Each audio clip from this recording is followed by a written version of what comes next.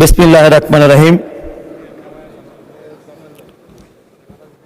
Budget 2026-27 উপলক্ষে আজকের এই মহান সংসদে আমাকে বক্তৃতা দেওয়ার সুযোগ দেওয়ার জন্য মাননীয় স্পিকার, আপনাকে ধন্যবাদ ও কৃতজ্ঞতা জানাচ্ছি। আমি ধন্যবাদ ও কৃতজ্ঞতা জানাচ্ছি বাংলাদেশের প্রধানমন্ত্রী পরপর দুইটি দেশের সফর করে এই বাংলাদেশকে আগামী দিনে ব্যবসা বাণিজ্যে এবং স্বনির্ভর বাংলাদেশ গড়ে তোলার ক্ষেত্রে তার যে সফর, সেই সফরের জন্য ধন্যবাদ কৃতজ্ঞতা জানাচ্ছি। আমি আমার বক্তব্যের শুরুতে স্মরণ করছি শহীদ প্রেসিডেন্ট জিয়াউর রহমান, আমাদের তিনবার সাবেক প্রধানমন্ত্রী খালেদা জিয়া, ৭১ মুক্তিযোদ্ধা এবং ২৪শে জুলাই যোদ্ধাদেরকে। মাননীয় স্পিকার, আজকে যে বাজেট, এই বাজেট আমাদের ঘোষণা করেছেন আমাদের মাননীয় অর্থমন্ত্রী, তাকে ধন্যবাদ কৃতজ্ঞতা জানাচ্ছি।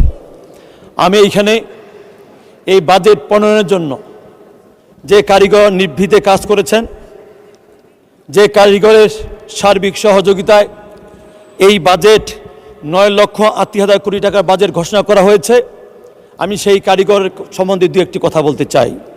মাননীয় স্পিকার, আমার সামনে বিরোধী দলের নেতৃবৃন্দ আছেন, তারা প্রায় সময় বলছেন এই বাজেট স্বপ্নের বাজেট।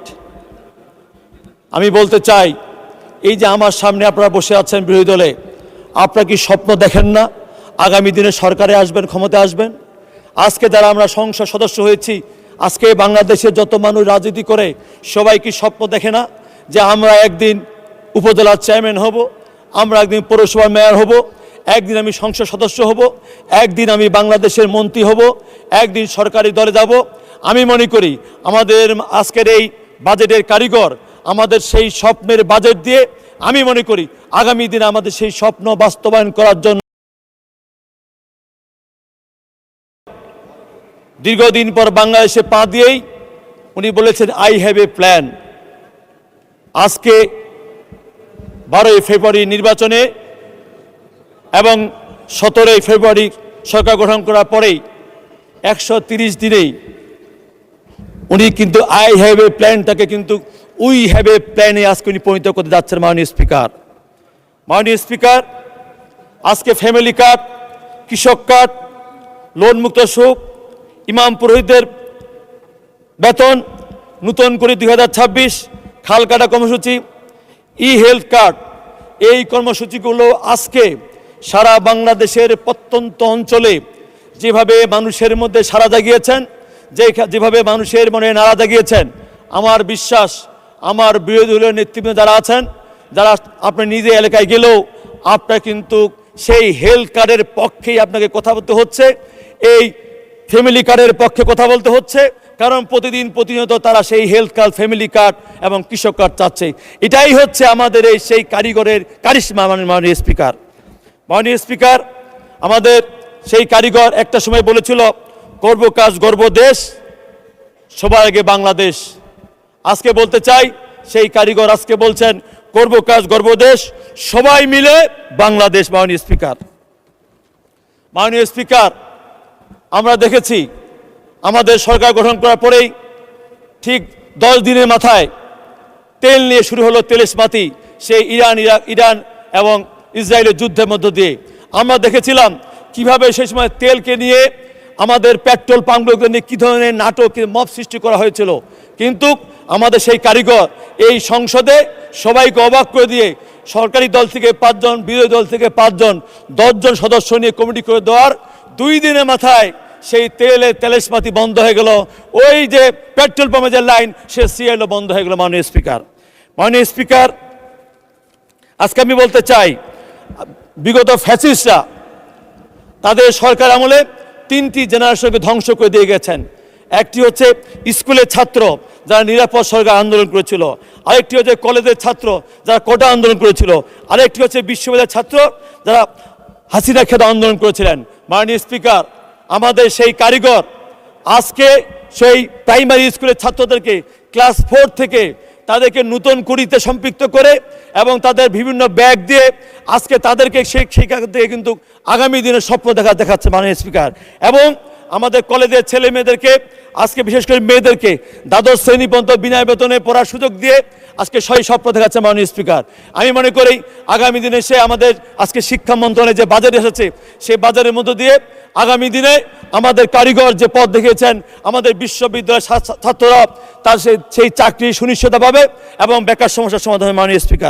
মাননীয় স্পিকার আমাকে যেহেতু পানি সম্পদ প্রতিমন্ত্রীর দায়িত্ব দেওয়া হয়েছে আমি আমার মন্ত্রণালয় থেকে শুধু একটি কবিতা বলে আমি আমার মন্ত্রণালয় সম্বন্ধে দু একটু কথা বলতে চাই। মাননীয় স্পিকার, পদ্মা মেঘনা যমুনা বইছে যে নদী অবিরল, শহীদ যার স্পর্শে সে মাটি এনেছিল সোনালী ফসল।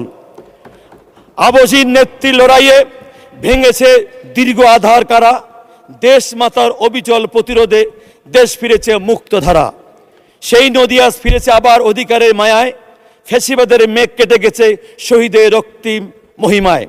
পদ্মা মেঘনা যমুনায় উত্তাল ঢেউয়ে ভেসে আসে আগামীর গান, স্বপ্নের এই বাংলাদেশ গড়তে আজ হাল ধরেছেন মাননীয় প্রধানমন্ত্রী তারেক রহমান।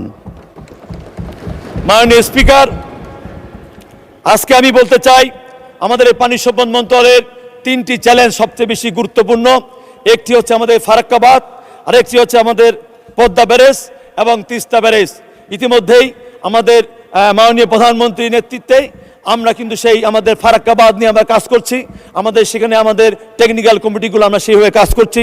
আমরা যেন বিগত দিনের তুলনায় বেশি করে আমরা ফারাক্কার পানি নিতে পারি তার জন্য আমরা সর্বাত্মক কাজ করছি। মাননীয় স্পিকার, ইতিমধ্যেই আমরা পদ্মা ব্যারেজের এক নৌকে পাশ করেছি, যার মধ্য দিয়ে প্রথম পর্যায়ে পদ্মা ব্যারেজ আমাদের শুরু হলেই আমাদের বিশেষ করে 19টি জেলায় 120টি উপজেলা সে সুবিধা আসবে এবং পরিপূর্ণতা হলে 26টি জেলার 163টি উপজেলায় সেই পদ্মা ব্যারেজের সুবিধা পাবে।